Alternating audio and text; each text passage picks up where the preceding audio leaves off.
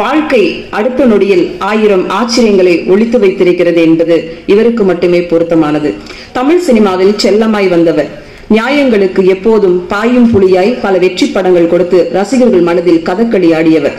சண்டை கோழியாய் நின்று வீரமே வாகை சூடினார். நடிகர் சங்கம், தயாரிப்பாளர் சங்கம் என்று பொறுப்புகள் பல தந்து கோடம்பாக்கம் இவரை கொண்டாடியது. சறுக்க போகிறான் என்று சொன்னவர்களுக்கு மத்தியில் சௌத்ரி சாரின் 99வது படம் புது வைரம் பாய்ச்சியது. ஆகஸ்ட் 29 அன்னி வரும் நாள் குறித்தாயிற்று. இனி என்ன, தலை தீபாவளி, தலை பொங்கல், நீங்கள் போங்கள் என்று அண்ணன் தம்பிகள் அனைவரும் வாழ்த்த இருக்கின்றனர். எதிர்கால அரசியலை அவ்வப்போது எட்டி பார்க்கும் அரசியல் ஆர்வம் இவருக்கும் உண்டு, இனியும் உண்டு. அழைக்கிறோம் பெருங்கலைஞனாக வந்து நிற்கும் புரட்சி தளபதி அன்பு நண்பன் விஷால் அவர்களே.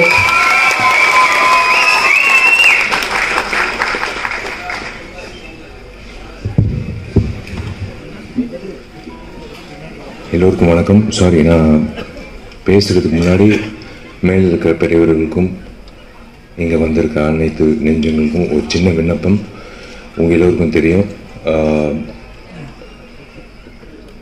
லெஜெண்டரி ஆக்ட்ரஸ், நம்ம சவுத் இந்தியன் சினிமா, இந்தியன் சினிமாக்கே பெருமை செலுத்தின சரோஜா தேவி அம்மா இறந்துட்டாங்க.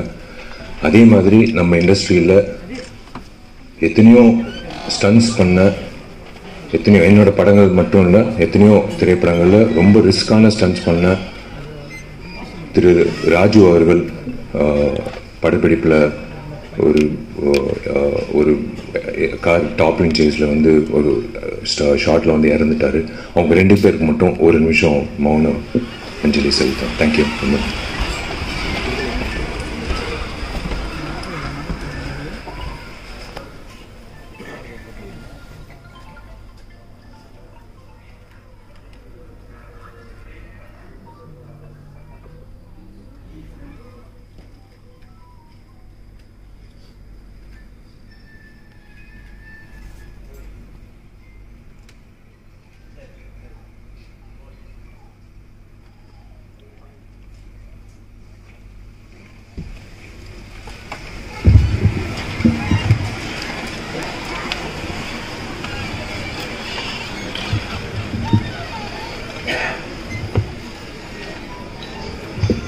எல்லோருக்கும்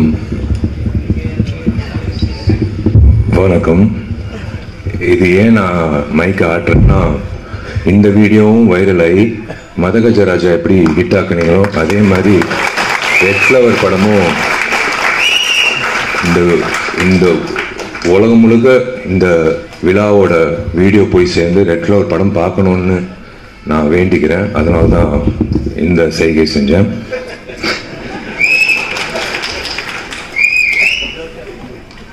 மேடையில் இருக்கிற எனக்கு பிடிச்ச ஜாம்பவங்கள், எனக்கு பிடிச்ச நண்பர்கள், சினிமா சார்ந்த நண்பர்கள், வந்திருக்கும் அனைத்து பத்திரிகையாளர்கள் நண்பர்கள், ஊடக நண்பர்கள், வெல்விஷர்ஸ் எல்லோருக்கும்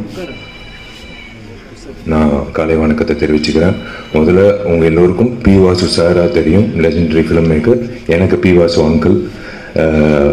பி வாசு சார் வந்ததுக்கு ரொம்ப நான் இந்த குழு சார்பாக நான் நன்றி தெரிவிச்சுக்கிறேன். ஏன்னா பி வாசு நிறைய இயக்குநர்கள் ஒரு படம் 2 படத்துலேயே அப்படியே போயிடுறாங்க. ஆனால் இன்றைய வரைக்கும், அப்போலேருந்து இப்போ வரைக்கும் இன்னும் பி வாசு சார் நம்ம மனசில் நிற்கிறாருன்னா that's because of his films and that's because of his vision. அதே மாதிரி எனக்கு பிடிச்ச நிறைய நடிகர்கள், என்னோட நண்பர்களாக இருக்கிற அஜய் ரத்னம் சார், சுரேஷ் மேனன் சார், எங்கள் வயசுக்கு இணையாக இருக்கிற YG Mahendran sir, John Vijay darling எல்லோரும். அதே மாதிரி டாக்டர் சுராஜ் சார், நிறைய பேருக்கு பட்டம் கொடுக்குறாங்க டாக்டரு, இவருக்கு முதல்ல கொடுக்கணும். ஏன்னா டாக்டர் கிட்ட நம்ம போகிறது சிகிச்சைக்காக. அப்பா சந்தோஷமாக வெளில வந்தால் நம்ம சரியாக இருக்கும். ஏன் டாக்டர் சுராஜ்னு சொல்கிறேன்னா, நிறைய பேர் அவரோட காட்சிகள் நிறைய ஐபிஎஸ் ஐஏஎஸ் ஆஃபீஸர்ஸ் எனக்கு சொல்லியிருக்காங்க. அவங்களுக்கு 10:30 தான் அவங்களுக்கு டைமே கிடைக்கும். நிறைய எக்ஸ் ஜட்ஜஸ்ஸு, சர்ஜன்ஸு, டாக்டர்ஸ் எல்லோரும் பார்க்குறது ஆதித்யா சேனல், சிரிப்பொலி சேனல். அதில் இவர் இயக்குன என்னோட படமும் உட்பட இவர் இயக்குன பல படங்கள்ல வடிவேலன் காமெடி, சுராஜ் சாரோட சென்ஸ் ஆஃப் ஹியூமர் வந்து அவங்களுக்கு வந்து மெடிசனா. அவங்களுக்கு வந்து அன்னைக்கு இருக்கிற ஸ்ட்ரெஸ் எல்லாமே இறக்குறது வந்து அவரோட திரைப்படங்களில் வர நகைச்சுவை காட்சிகள். ஸோ அந்த வகையில் அதனால தான் டாக்டர் சுராஜ் சார்ன்னு சொன்னால் ரொம்ப சந்தோஷம் சார். யூஸ்வலாக ஹீரோ தான் கெட்டப் மாற்றி வருவாங்க ஃபங்க்ஷனுக்கு. ஃபர்ஸ்ட் டைம் ஒரு இயக்குனர் வந்து கெட்டப் மாற்றி வந்திருக்காரு. முதல்ல இந்த விழாக்கு இப்படி அரங்கம் நிறைந்த ஒரு காட்சியா அளிக்குதோ அதே மாதிரி இந்த திரைப்படம் ஆகஸ்ட் 8ஆம் தேதி ரிலீஸ் ஆகும்போது இதே மாதிரி அரங்கம் நிறைந்த காட்சியை பார்க்கணுன்றது என்னோட ஆசை. ரொம்ப நன்றி. நீங்க முதல்ல வந்து ரெட் ஃப்ளவர் திரைப்படத்துக்கு இந்த விழாக்கு வந்ததுக்கு எல்லாரும் வந்து ரொம்ப நன்றின்னு சொன்னாங்க. இல்லைங்க, இது என்னோட கடமை. தயவு செஞ்சு இந்த சின்ன படம் பெரிய படம் அப்படி எல்லாம் சொல்லாதீங்க. இந்த வெள்ளி திரையில என்ன காணப்படுதோ அதுதான் படம். அது சின்ன ஹீரோவாக இருந்தாலும் பெரிய ஹீரோ இருந்தாலும் புதுமுக இயக்குனராக இருந்தாலும் பெரிய இயக்குனராக இருந்தாலும் எதுவாக இருந்தாலும் திரைப்படம். ஸோ அந்த வகையில் என்னோட கடமையாக என் நண்பன் போராளி விக்னேஷ் அவர்களுக்காக நான் வந்து எல்லாத்தையும் ஒதுக்கி வச்சு,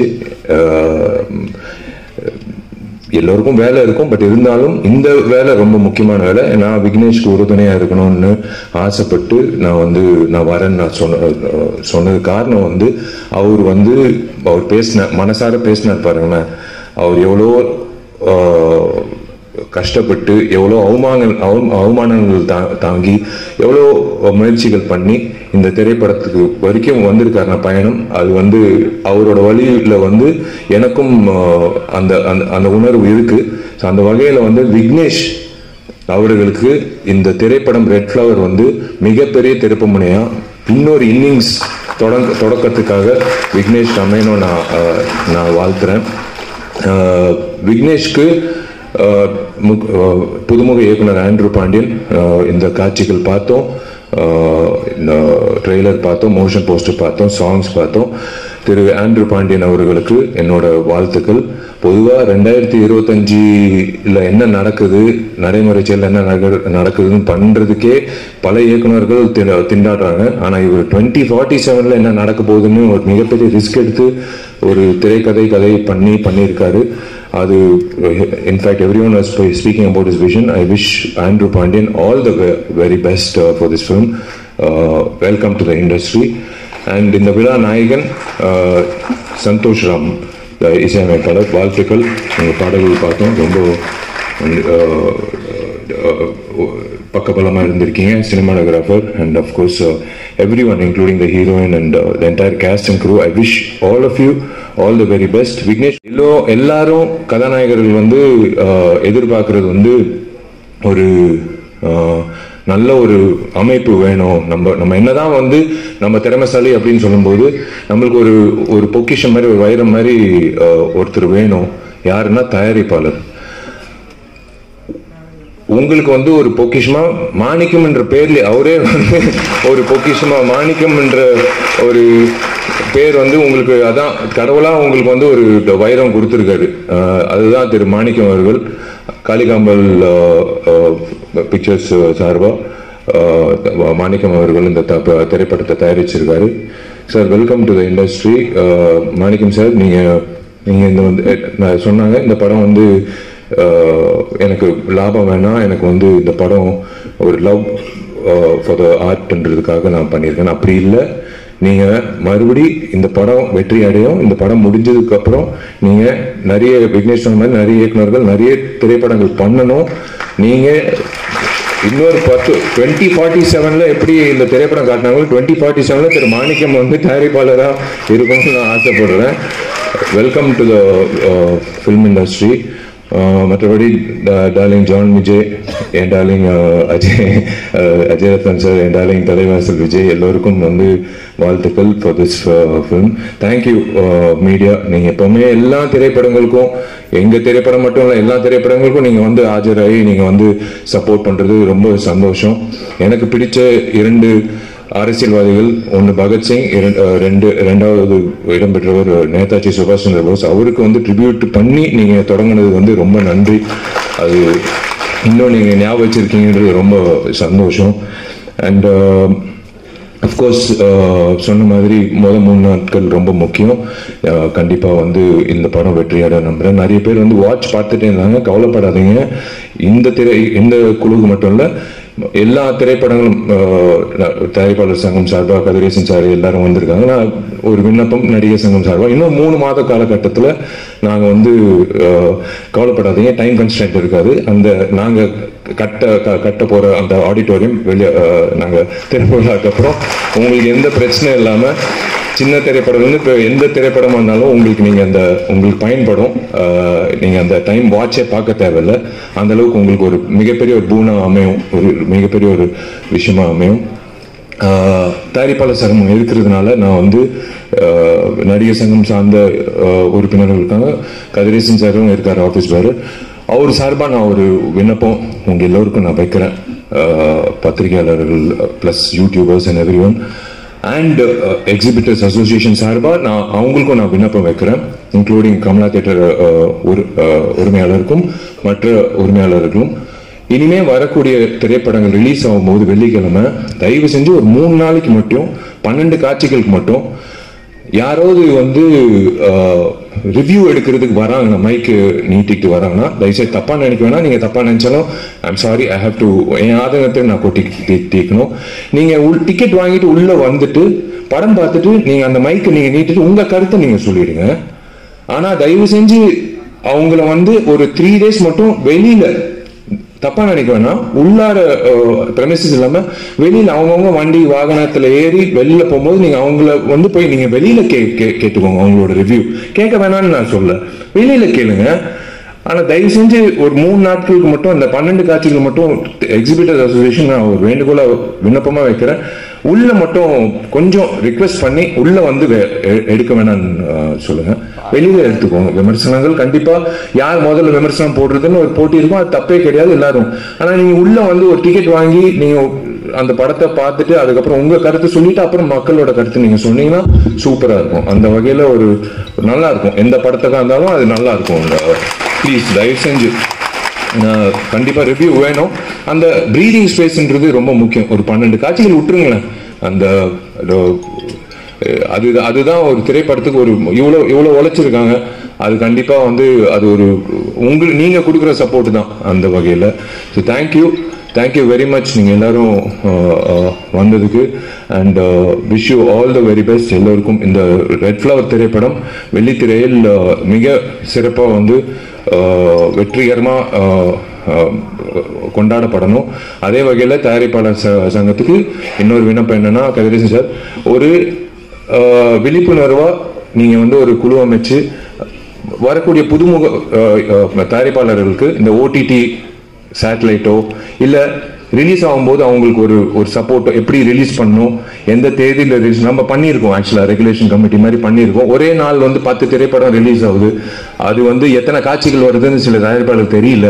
எனக்கு 100 தியேட்டர் வருதுன்னு சந்தோஷமா அலுவலகத்தில் உட்காராங்க. ஆனா 100 தியேட்டர்ல 400 காட்சி வருதான்னு தெரியாது.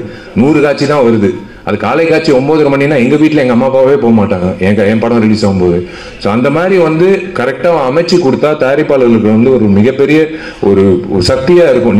நீங்க எல்லோரும் வந்து ஒரு பக்கபலமா எல்லா திரைப்படத்துக்கும் இந்த திரைப்படம் வெள்ளிக்கிழமை இத்தனை திரையரங்கத்துல இத்தனை காட்சிகள்ல ரிலீஸ் ஆகுது, கவலைப்படாதீங்க அப்படின்னு சொல்லும் போது அவங்களுக்கு ஒரு சந்தோஷமா இருக்கும்.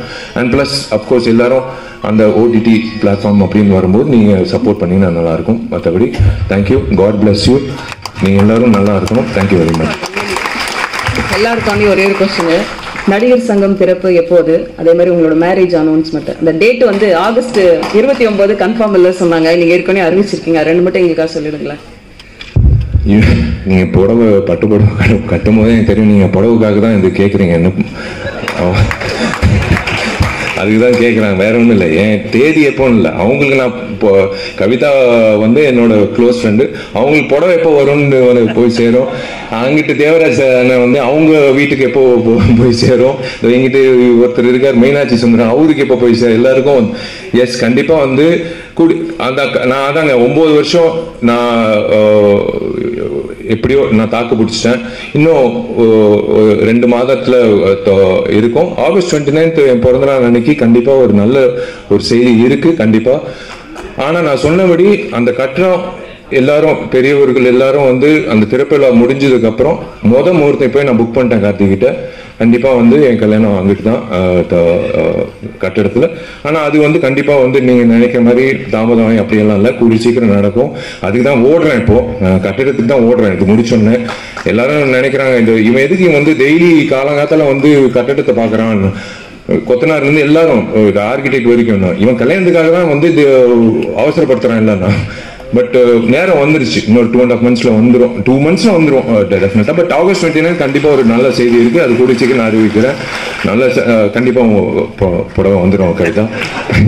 Thank you, all the best, God bless you.